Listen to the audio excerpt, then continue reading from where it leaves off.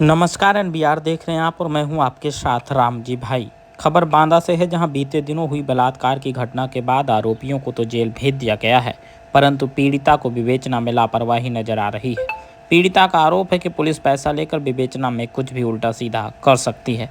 आपको बता दें कि पूरा मामला तर्रा थाना क्षेत्र के एक गांव का है, जहां की निवासी एक महिला ने पुलिस अधीक्षक को दिए शिकायती पत्र में आरोप लगाया है कि उसके साथ बीते दिनों बलात्कार की घटना हुई थी। जब वह अनशन पर बैठी तब पुलिस ने बलात्कारियों को गिरफ्तार किया, परंतु विवेचक लगातार उससे समझौते का दबाव बना रहे हैं, जिससे उसे उसकी विवेचना में लापरवाही का अंदेशा है। मेरे साथ में 2 लोगों ने बलात्कार किया और एक का नाम है गनी और एक का नाम है जुम्मन उर्फ निजामुद्दीन। इन दोनों लोगों ने मेरे साथ में मेरे घर में घुसकर मेरे साथ में बारी बारी से बलात्कार किया।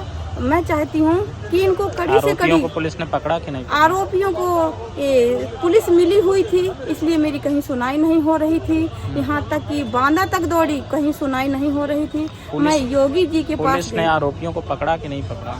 पुलिस ने आरोपियों को बड़ी मुश्किल और मैं अशोक लाठ अनशन में एक बार बैठी तो एफआईआर लिखी और दूसरी बार फिर हमारे ऊपर फर्जी मुकदमा लिख दिया ताकि मैं इसमें राजी हो जाऊं। थाना अध्यक्ष ने मुझसे कहा कि अगर तुम इसमें राजी नहीं होगी तो हमें तुम्हारे ऊपर इतने मुकदमे ठोकूंगा कि तुम जमानत कराते कराते मर जाओगी और जेल में सड़ जाओगी। इसलिए मुझे आरोपी खुले घूम रहे हैं और मुझे इतना दबाव डाल रहे हैं कि तुम्हें जान से मार डालेंगे। हमने कहा था कि ये घटना तुम ना बताओ और नहीं तो तुम्हारी हत्या करके लाश गायब कर देंगे, और तुमने बताया तो अब हम तुमको छोड़ेंगे नहीं। इसलिए पुलिस वाले लोग बहुत बेकार के हैं और मेरी हत्या और मेरे साथ में बलात्कार तो करवा ही दिया। मैं ये चाहती हूँ कि मुझे न्याय मिले और मेरी विवेचना किसी अन्य थाने से कराई जाए जो पुलिस वाला ईमानदार हो और इस बेटी बहन को समझे कि किसी बेटी बहन की इज्जत गई है तो वो मेरी बेटी बहन है, तो उसमें मुझे न्याय। अगली खबर भी बांदा से है, जहां मौसेरी बहन के घर गए भाई की संदिग्ध परिस्थितियों में मौत हो गई। परिजनों ने बताया कि मौसेरी बहन के ससुर ने बताया कि अचानक गिर जाने की वजह से मौत हो गई है। परिजनों ने रिश्तेदारों की बात मानकर शव को दफना दिया। वहीं जनचर्चा के बाद अब वो शव का पोस्टमार्टम कराने की बात कह रहे हैं। आपको बता दें कि पूरा मामला कुर्रही गांव का है, जहां की निवासी राजरानी ने पुलिस अधीक्षक को दिए शिकायती पत्र में बताया कि बीते अगस्त माह में उसके पति अपनी मौसेरी बहन के घर गए थे, वहीं उनकी मौत हो गई थी, परंतु रिश्तेदारों की बात मानकर शव को मिट्टी में दफना दिया गया था। इधर कुछ दिनों से सुनने को मिला है कि रिश्तेदारों ने उसकी हत्या की है, जिसकी वजह से अब वह एसपी से पोस्टमार्टम कराने की मांग कर रही है। कप्तान साहब, मैंने आई थी अपने पति की बॉडी निकाल के पोस्टमार्टम के लिए आई थी। कहाँ गए थे तुम्हारे पति? हमारे पति गए थे मौसी की बिटिया सुदीनपुर में ब्याही है, उसको लिवाने गए थे। उनको दारू पिलाया और मार दिया, हत्या कर दिया। फिर ने टेम्पो में 4 बजे हमने फ़ोन किया तो हमने कहा कि भैया से बात करा दो, तो कहते थे कि हमारे पास में नहीं है, दूर है, थोड़ी देर में कराएंगे। फिर नहीं 7 बजे फ़ोन वहाँ से आ गया। श्रीचरण ने किया कि ख़त्म हो गए, गाड़ी से एक्सीडेंट हो गया, गाड़ी से गिर के ख़त्म हो गए। 3 लोग अगल बगल बैठे हैं, बीच में गाड़ी वही चलाता था, क्या वही के लग जाए, वही ख़त्म हो जाए और कोई किसी के ना लगे। क्या लगता है तुम्हें कि किसने मार डाला? अब मार के तिराहे पे ढकेला गया है। जब 2 लोग थे सर तो उन्हीं का तो काम किया है होगा। जब दारू पिला दिया उसको होश न रह गया। और कारण रहा है क्या पहले? ना, और तो कारण नहीं था, लड़ाई झगड़ा वगैरह और झगड़ा वगड़ा तो नहीं था।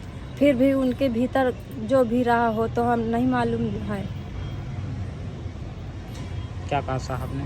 साहब ने कहा कि जाओ वहाँ बिसंडा थाने जाओ, तो फ़ोन किया है कि हमने आदेश कर दिया बाड़ी निकालने के लिए।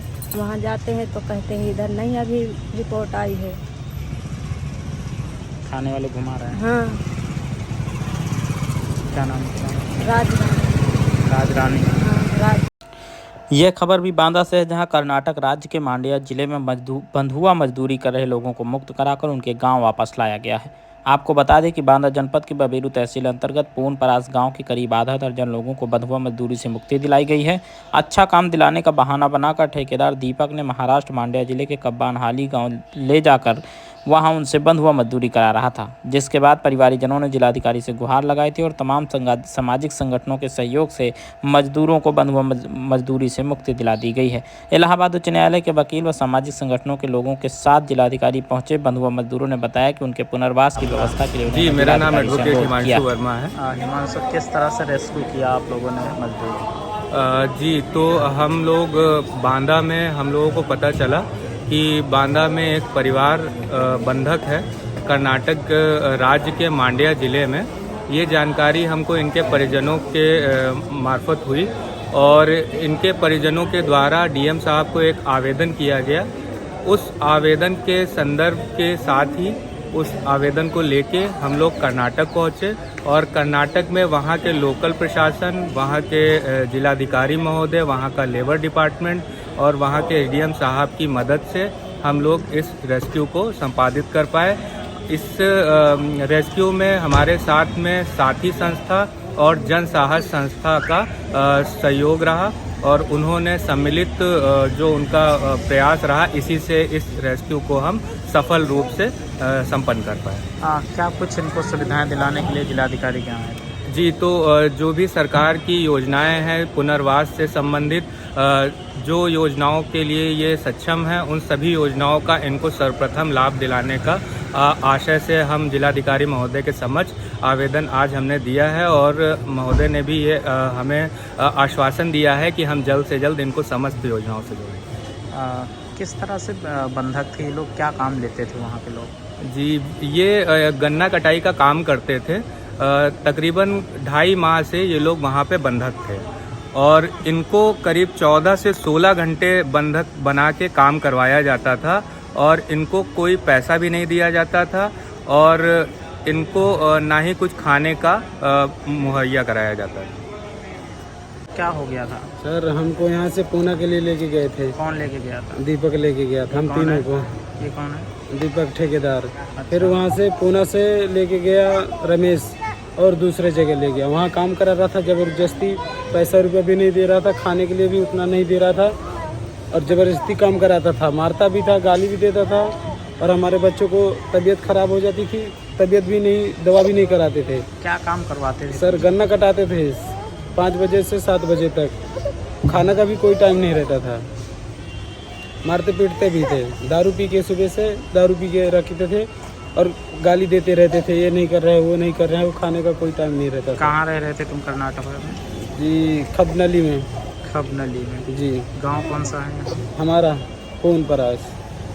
कितने साल से बंधक थे तुम लोग? सर हमको 2 महीना 15 दिन हो गया होगा शायद। 2-2.5 महीना करीब। मारते थे और दूसरी जगह की लेबर थी सर, तो वो भाग जाते थे तो हम पे इल्ज़ाम लगाते थे, बोलते थे तुमको बंद करके आएंगे। उनको भी बंधक रखते थे? जी, उनको भी बंधक करके रखा था, तो वो लोग भाग गए और उसके बाद हमको बोलते हैं तुमको बेच के आएंगे दूसरा जगह, तुमको कभी भी नहीं निकल पाओगे और भाग के जाओगे तो मारे जाओगे, रस्सी से बांध के उल्टा लटका के मारा जाएगा तुमको।